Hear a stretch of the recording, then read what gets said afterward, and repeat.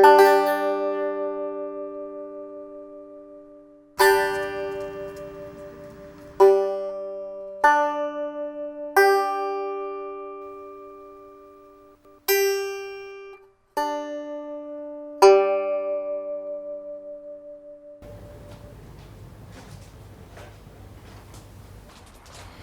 David.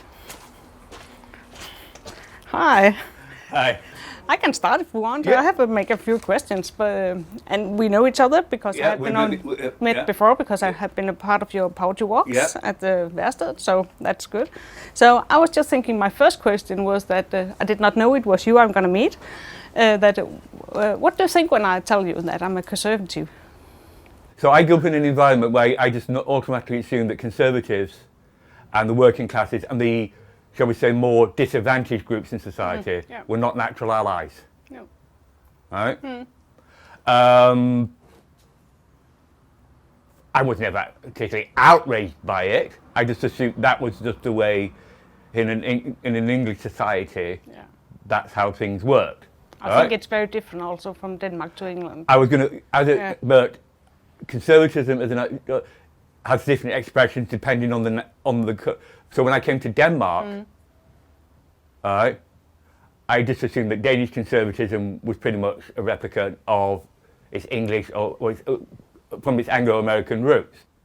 I find Danish conservatives far more reasonable than and understand more than maybe some of their English counterparts do. The Danish conservatives will have a lot more contact and understanding of people from, I'm not saying lower, but certainly from maybe less advantaged or maybe more problematic backgrounds, right? Yeah. In the sense that, like I said, I grew up, I didn't, conservative, I don't even know any in my area, so why would they understand it?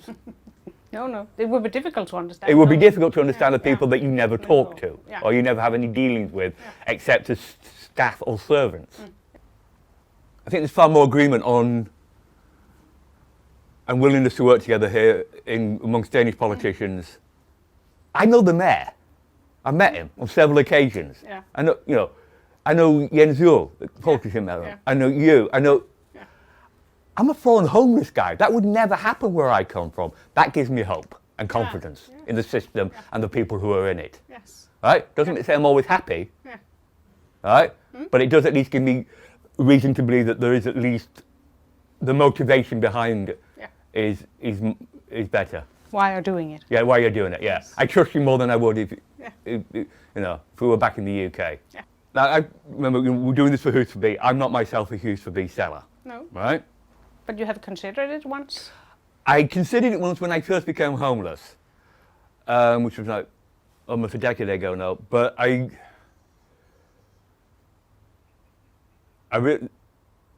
realized something. I would have to do my homelessness based around on my strengths and also my weaknesses as an individual. Right? One of my weaknesses as an individual, and this basically almost drove me into being insane, was I'm not a great people person. The idea of actually communicating, selling a product, dealing with it, there was no way I could have done that. I mean, I do poetry, which I talk to people all the time. I could do it now, but now I've got other things going on. Yeah. Now I'm too busy. You have another business now. Is Aarhus an easy city to be homeless? Oh, yeah, for a couple of reasons. One, I think it's because I've been homeless in Copenhagen as well. I was there for about 6 months in 2011. Attitude was far more aggressive. Yeah. The services for the homeless here are quite well done, quite professional. There's a lot more. The communer seems to be a lot more willing to engage with us. Than in Copenhagen. So yeah, this isn't. It's not easy or fun being homeless anywhere, right? No. But I certainly find the stress factors in Aarhus a lot less than they are in other cities, and especially in Copenhagen. If we go back to one of the things you just said before, was that there are a lot of better services here in Aarhus.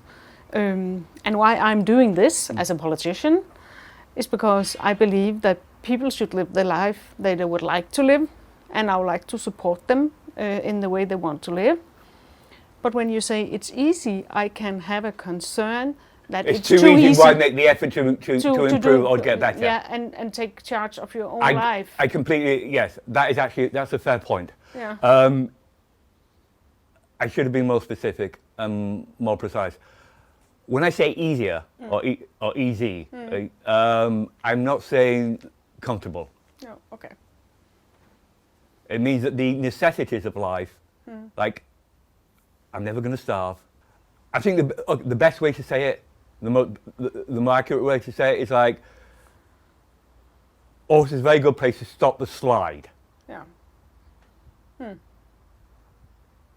But don't expect anyone to like, but if you want to move on, you're kind of going to have to, you still have to do the work yourself. Yeah. And you should have to do the work yourself.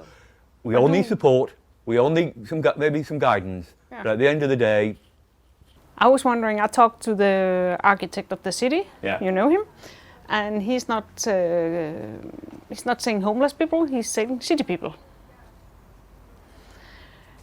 Because it's often people living in the city. What in your mind is the difference? And is Århus a city for city people, or is it a good city for homeless people? What do you think about the difference in the words?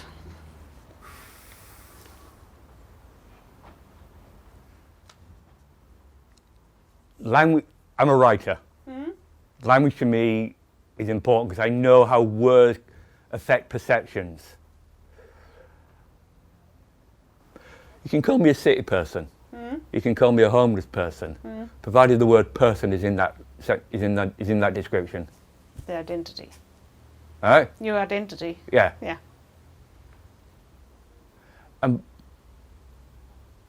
Does it make it easier for you to deal with us if you consider it in one way? Fine. Right. You could call me whatever you want. But on a personal level. But you call me David if you refer to me by name, and you consider me a person. I don't care what names you put me if your behaviour is good. Yeah. Yeah. Okay. When I first became homeless, I was reading an awful lot of and there's a Chinese phrase called, which basically means city hermit. And in a way, that's what I thought of myself as then, because I was completely isolated on a social or cultural level, virtually speaking to no one. It's one of the reasons why I lost my Danish, because I didn't speak to people for a few years, pretty much. I was basically a hermit, but I wasn't in the mountains, I was in the city. Yeah. And I felt no connection to the city. Yeah. So but now I do. So now I guess I'm more a city person. This is my town now. Yeah. Right? So, yeah, words matter, but at the end of the day, behaviour and attitude matters even more. And then words. Yeah. Okay. I keep seeing signs all over Århus, same for everyone. Yeah. Nice thought. Nice slogan. Yeah, yeah. Let's make it a nice reality. Right? And the city is for everyone, do you think that? You have the feeling that the city is for everyone. Let's put it this way. When I'm out the streets collecting the bottles, which is my other job, I sometimes wander into areas which are like, oh, this is nice. This is a bit posh. But I don't feel out of place. I'm like, no, my city too, dude. Sorry, I live here as well. Right? I have as much right to walk these streets, any street, as anybody else. Yeah. I can go into any. I have no reluctance, but as long as I'm like behaving in a respectable, responsible manner, it's like. That's the key word. Yeah. Do you often have problem with the cops, with the police? No, that's the thing is I have no. I don't know these people. No? I've only ever had one. I've had a couple of run-ins with them. They've generally acted like complete. They don't know us. No. Right. But I have heard them comment on us. I'm like, dude, you don't talk to us. You don't know anything about our lives. You have nothing to say on the subject.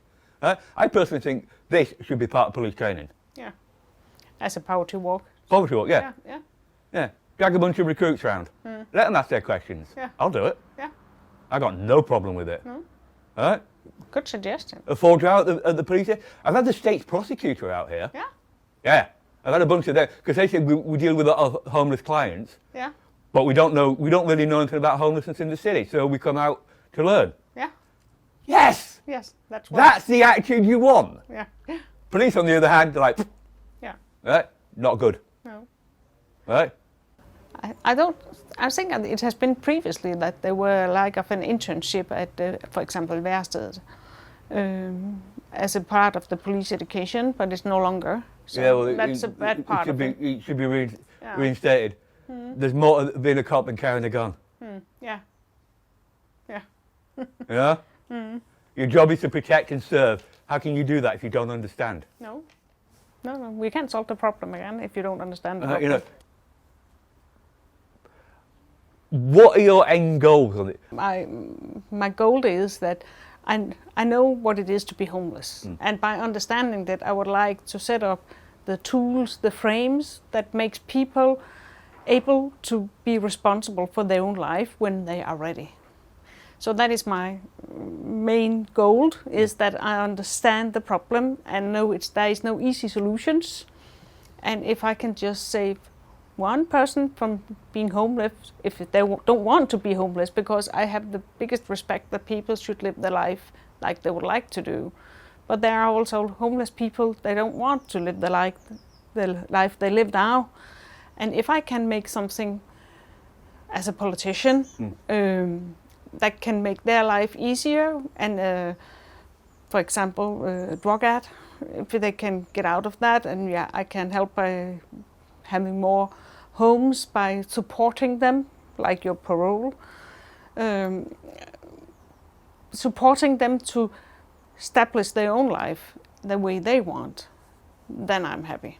And that is my main goal, is that... Yeah, see, I'm glad you said this, because a lot of people don't seem to think that there are individuals out there.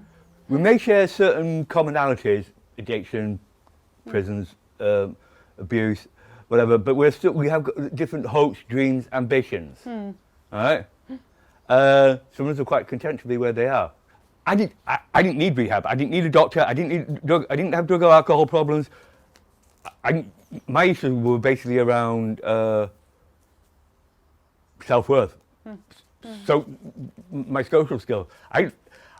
The best thing I could have done at the beginning of my homelessness was just somebody to have to talk to. This is one of the reasons why I like the work of the church. It's just to have like a cup of coffee, 10 minutes, chat, just to communicate. Yeah. And David, it was nice to have the time talking You're to welcome. you here. Thank you for doing this. I'm sure we will meet again.